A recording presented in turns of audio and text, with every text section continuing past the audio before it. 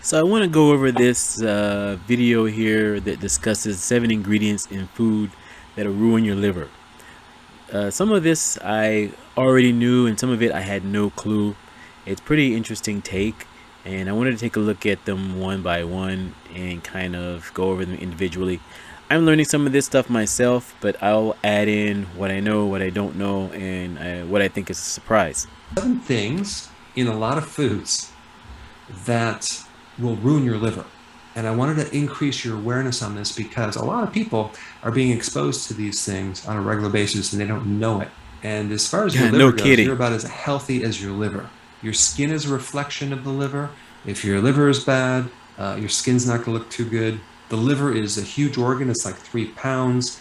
It helps you with digestion, it helps your blood clot. Mainly, it helps you detoxify poisons. It turns poisonous things into harmless things. Okay. And so let's dive right in and go through the list. Number one, you want to avoid soy protein isolates. Here's a big question about soy protein isolates. What do you think they do to isolate this protein from soy? Um, well, they use chemicals. It's highly processed. They have to go through a whole series of things to extract.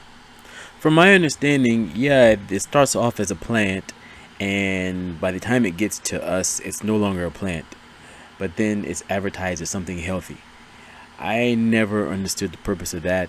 I do know that the soy does increase estrogen in men, and it also makes the women kind of cramp up a little bit more around that time of the month. I really don't know why they push this on us as some type of healthy alternative. I do remember I was guilty myself of taking soy protein at one point, and to me it didn't help. I thought it made me look weird, or I don't know, it felt weird anyway. So I stopped taking it. It was very long lived for me. I think I took this soy protein maybe like 3 weeks or so, and I was like, okay, this is weird. I'm gonna try something else. It's not working for me. Concentrated protein. And to do that, they have to use something called hexane. That's a petroleum byproduct. It's a solvent. It's not good for the liver. It's actually a neurotoxin. And so when you look at like diet shakes or diet powders or Okay, did he say it's a petroleum product? I didn't know that petroleum products were put in food. That's maybe some of you knew, or a lot of you knew. I didn't know. That's news to me. I didn't even know a petroleum product was edible. That's also news to me. I don't think it is, but who knows? That sounds pretty bad, to be honest. Sounds really bad. Actually, I just looked it up, and there's a lot of foods with petroleum products in it, which is kind of that disturbing. It looks like it was gum and baked goods. They say the baked goods keep them the petroleum keeps it fresh, and snack foods and chips. No wonder it makes us sick. This is what can we eat anymore? I mean, all the snacks make us sick. The regular food makes us sick. It's like are we being poisoned? It's almost like everyone has to grow food in their own garden, or they're somehow your own. You have to have enough to grow food in your backyard, or maybe in some bin somewhere on your deck. For those of you who live in a building, it doesn't feel like we're getting the right nutrition anyway. We all know this, but it's just really disturbing to know when you see this in kind of like a really detailed explanation. protein bars or veggie burgers, always read the label. I don't recommend consuming it if it has Most soy definitely. protein isolates. The way I was introduced to soy protein isolates is that I had a series of people that came into my clinic that were on the diet that was called Ideal Protein. And that was a major ingredient in this so-called healthy ketogenic plan where it had very low carbs, but it also had very, very low fat, okay, and very, very low quality ingredients. And so it was filled with soy protein isolates. And I noticed when people got on that program, when they lost weight, and they did lose weight, they didn't look healthy. And a number of them developed serious like liver inflammation, higher amount of liver enzymes, a Whoa. lot of digestive problems, and gallbladder issues. And so when they came off those products, it cleared up. They did much better. All right, number two, fructose. Okay, you have high fructose corn syrup. You have the fructose in fruit. You Yeah, have we know something called this. That agave this is nectar as a definitely sweetener. It's like not the best. 70% fructose. And even table sugar is half fructose and half glucose. Now, fructose is a very interesting.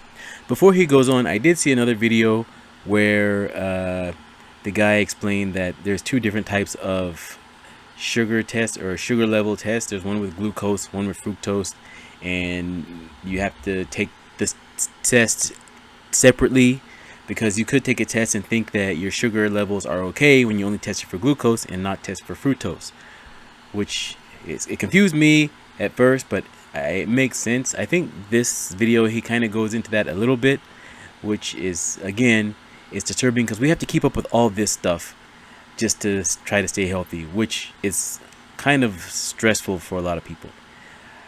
It makes me think of back in the old days where we didn't have to worry about this. Maybe our previous generations, they kind of lived off the land, so they ate healthy and they stayed healthy just by naturally living, right? They're farming or gardening and just naturally living off the land. But now it's like we poison ourselves for convenience. I don't know. Sugar because it's not metabolized by all of your cells. It's only metabolized by your liver. So anytime you consume fructose, your liver has to deal with this sugar.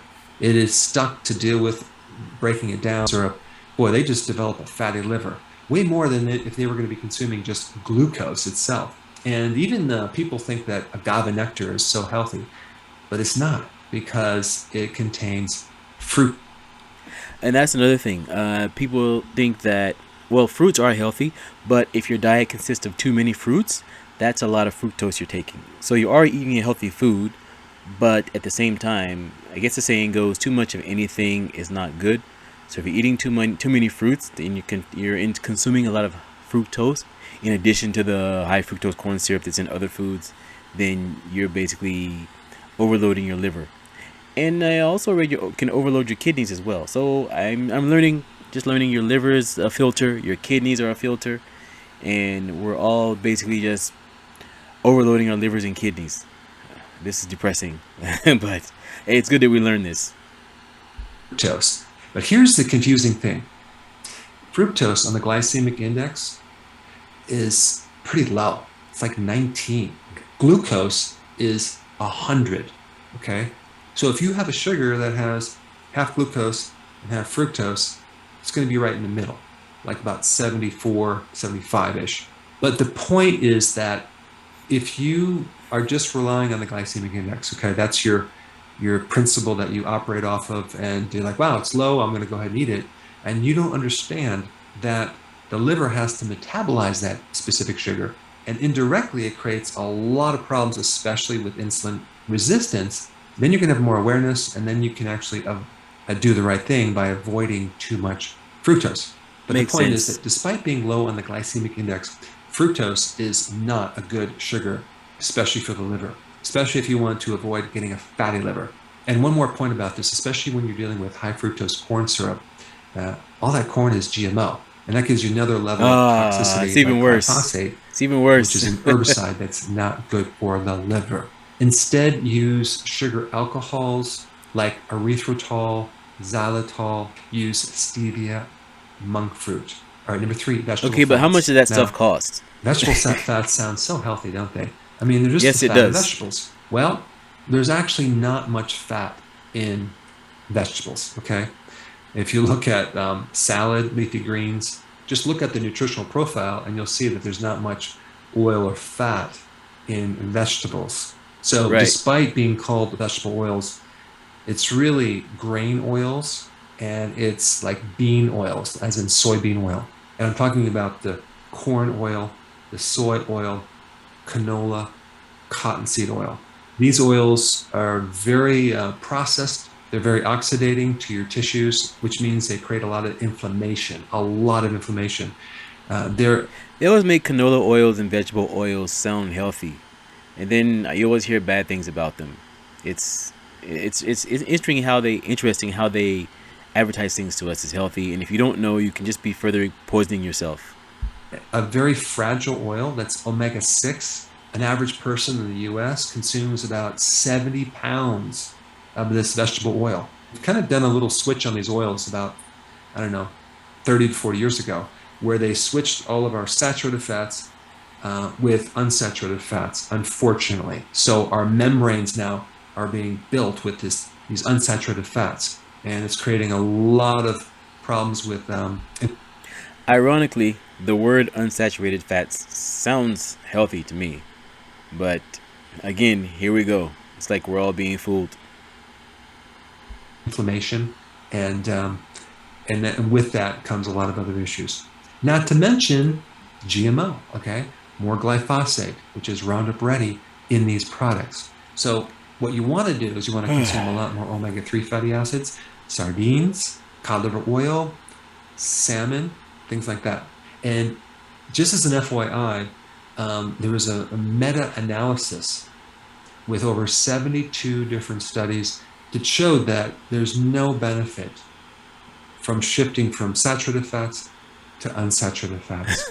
Zero benefits. In fact, So there's a lot of we're falling negative for things the that occur. advertising. All right, number 4, whey protein powder. Now think about what whey protein powder is. It's a protein in milk and dairy, and if not zero fat. Okay, and anytime you consume something that's refined out of the normal complex that nature has designed, it comes with a package. And so whey protein is inflammatory. It's You know what's funny? You see so many people get this when you go to the juicing store. I've seen so many people add this whey protein into their juicer or their juices when they go to the different juicing pop-ups or juicing restaurants. I guess that's what you call them, juicing takeouts. I don't know what you call them. And they ask you, do you want to add whey protein or I guess another protein powder? And some people, I see people say yes, and you're thinking, okay, this is a healthy thing. I had a roommate one time. He had issues with gaining weight, maintaining weight, and he wanted to build muscle, and he was taking this. I don't know where he is now, but I hope he stopped. a bit toxic to the liver. It increases inflammatory markers. And I remember long ago, before I had any awareness on health, I wanted to gain weight. Okay, this was in high school. And It's so like my what roommate. did I do? I consumed protein powder, and I started chowing that Yep. stuff down. And man, did I get sick, because not only was it filled with whey protein powder, it was Whoa. filled with the next thing on the list, which is maltodextrin. So when you consume protein, make sure you consume it with This is my with the first fat time that's hearing of nature this has packaged that ever. protein with. But maltodextrin, which is number 5, is in so many foods. It's crazy. It's in all the protein powders as the first ingredient sometimes. Um, Here's the problem with maltodextrin. It's a synthesized or synthetic sugar, and it is higher than glucose on the glycemic index. Okay, it ranges between 110 to 100 and I think 19. And they're putting It's that just in off the way scale. protein. So you're They're consuming putting that in the something that whey is protein. way worse than sugar for your blood sugars, for your Good grief. pancreas, for your weight, for your liver. And maltodextrin is put in a lot of vitamins. Okay, it's used as a filler, it's used as a drying agent for oils, it's hidden in a lot of so-called keto-friendly foods, which I'm going to be doing a lot of education about. This just But gets worse. basically, it makes It gets your worse. liver fattier. And before I forget, I was going to mention they It just make gets worse. maltodextrin from corn, wheat, rice, potato, tapioca. And so sometimes it's going to be from GMO ingredients, but you want to Corn avoid seems it. to be a They common even culprit use it here for in some reason. post-workout type gels. It's in Splenda. It's in puddings. It's in protein bars. It's in a lot of different things. All right, number 6, aflatoxins. So you want to stop consuming aflatoxins. Now, what is an aflatoxin? Well, Right. it's a I wouldn't know what that is. toxin from a certain fungus, which is carcinogenic to your liver. So your liver does not like this. And We don't you're eat primarily fungus. going to find it in peanuts and corn, okay? It's And corn again. especially if it's in a moist, human Corn is environment. Now, if you seems like to consume be some type peanuts or of peanut butter, the best way to make sure you don't get the cereal aflatoxin is by infector. consuming Valencian peanuts. Valencia peanuts are a lot drier, and they're usually not going to have aflatoxins, especially if you get organic Valencia peanut butter. Now, of course, if you've been watching my videos, you're not going to be consuming corn, but corn is in a lot of No products, so comment. you're going to have to watch that as well. And number 7, okay, is MSG, monosodium glutamate.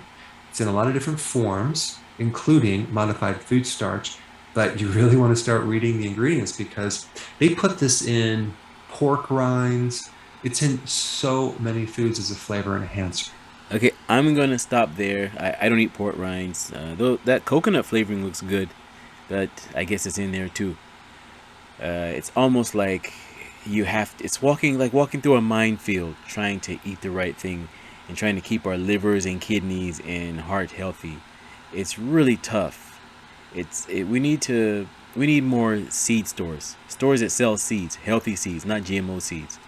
It's like, again, it's like we're almost poisoning ourselves, or in contributing to poisoning ourselves. And it's so hard because there's so much food out there. It tastes so good, and it is an addiction. They get us addicted, and then we can't stop. We all we can do is just try our best to monitor how we eat, and just focus on, even if we have to reduce what we consume and eat solely the healthy things. I even saw a video to watch supplements. It's like, again, walking through a minefield. It's just thinking about it. But I just thought I'd go over this, and I thought it was pretty interesting. Feel free to drop some thoughts in your comments, and please like and subscribe.